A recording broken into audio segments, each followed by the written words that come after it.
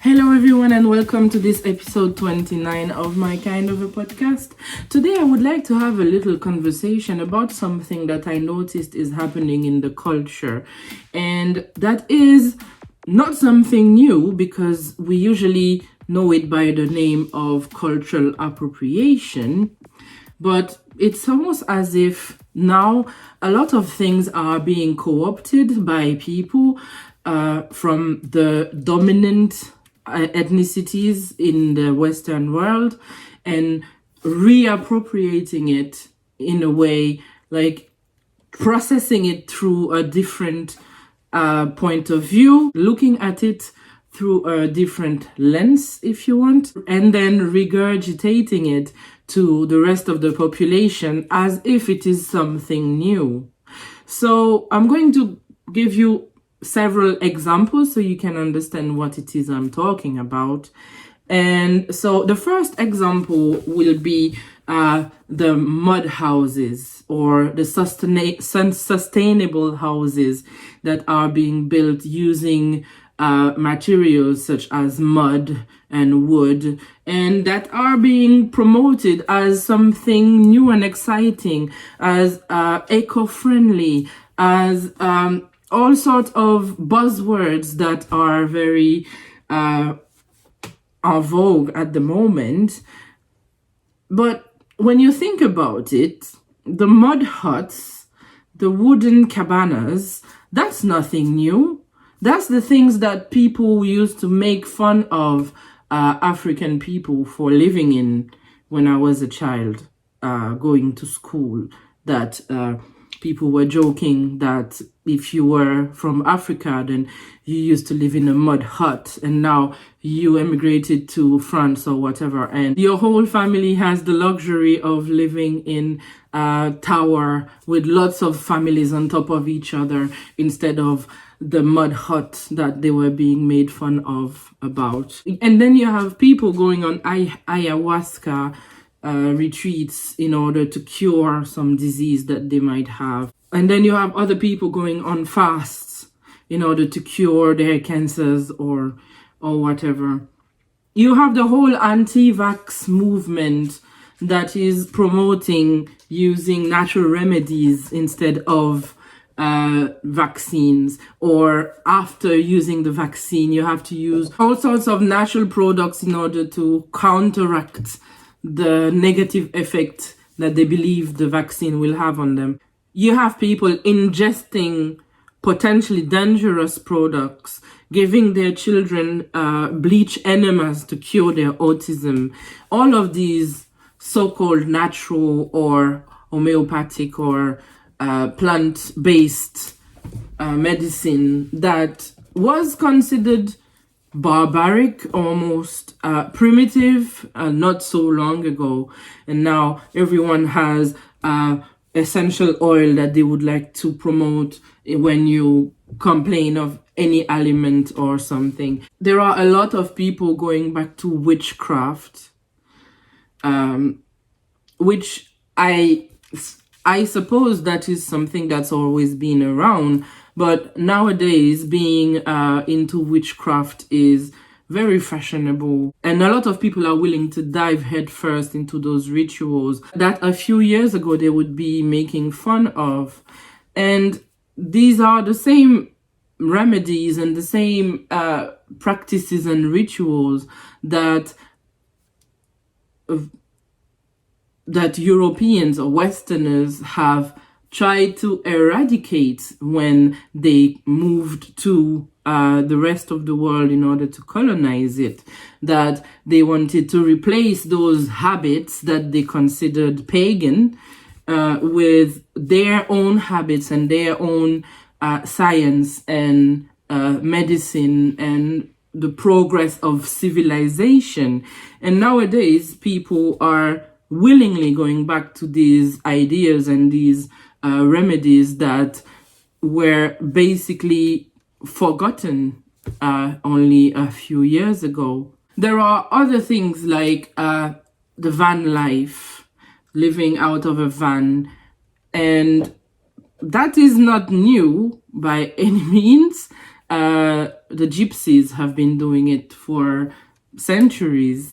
I was told that I am not supposed to use the word gypsy to describe the Romani people. So I apologize.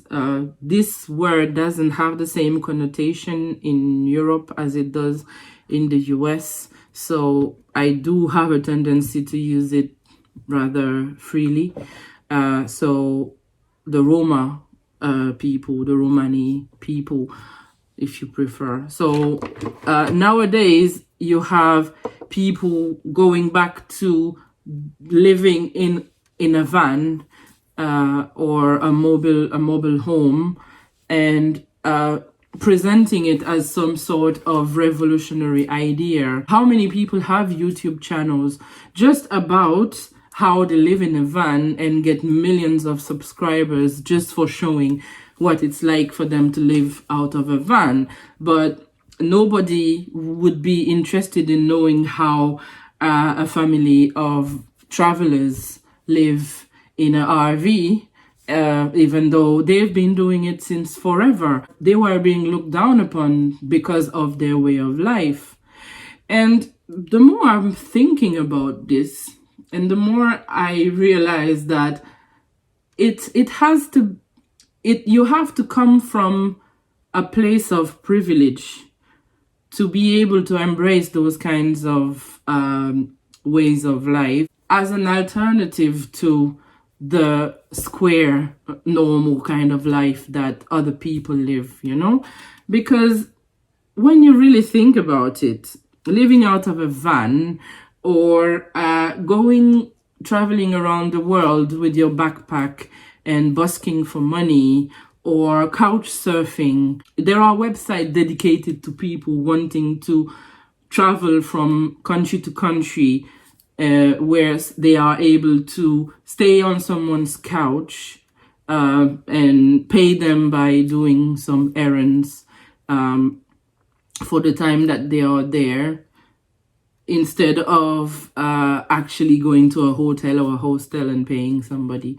So I was thinking about this whole concept, and it feels to me like you do have to come from a place of privilege to be able to feel content in this kind of situation, because couch surfing or van living is just a fancy way of describing homelessness.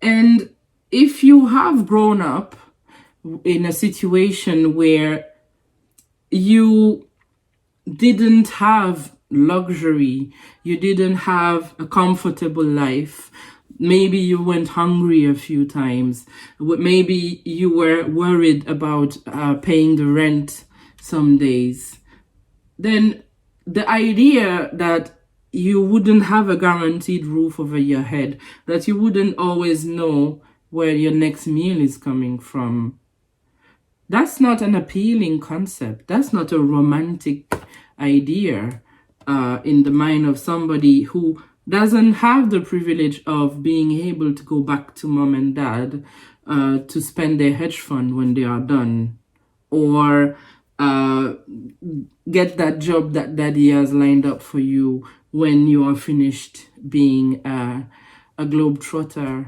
busking for money all over Asia with your backpack, your dog, and your girlfriend, you know. Basically, people colonized countries and brought their culture over to them, and now they are colonizing the cultures of the people that they transformed, essentially, and selling back their own cultures to them in a new package with a new name, a shiny new concept that is exactly the same. Just basically sprinkle some glitter on the thing and give it back to you, when that is what you had before and you were told wasn't good enough. This whole idea that all of this is just cultural appropriation, but not for fashion, because the debate around cultural appropriation has been more focused on appropriating fashion, but not appropriating actual cultures or actual cultural practices. And I do find that really fascinating. And that is something that I would like to look a little deeper into, because I would love to know the breakdown of the ethnicities and nationalities of the people who practice those ayahuasca retreats and van living and those kind of things. How I know that there is a big stigma against vaccination within the Black population because of previous medical trauma that were dealt onto their ancestors. But I am not really convinced that if you were to break down the ethnicity of anti-vax people, that Black people would be the majority still.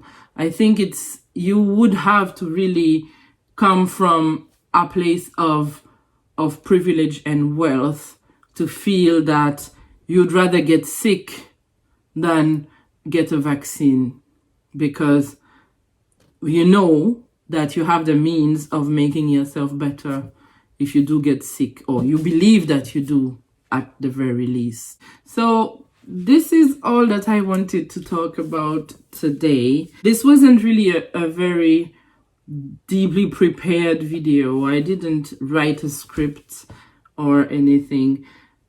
Mostly because I've been quite sick the past couple of weeks. I'm still not over the hill yet. I was quite worried that I had caught the virus, but no, it turns out it's not that. But I might still have to follow up on it, because I have been taking medicines for a week and I am still not back to my normal self. I had lost my voice completely at the beginning of this week. And at the moment, I am very busy. Well, not exactly, no. Let's say my mind is very busy with things. There is a lot happening in my life. A lot of things are changing. I do not deal with change very well in the best of times. So I need the brain capacity to be able to process everything. And unfortunately, my YouTube channel is not a priority in the list of things that I need to worry about on a daily basis. Although I would really love for it to become a bit more than what it is right now. I do not feel that I have the space in my life or in my head to make that happen at the moment. But I'm still very happy that you agreed to spend some time with me today. I hope to see you again very soon. We will talk about something completely different. I wish you a very good day. Bye.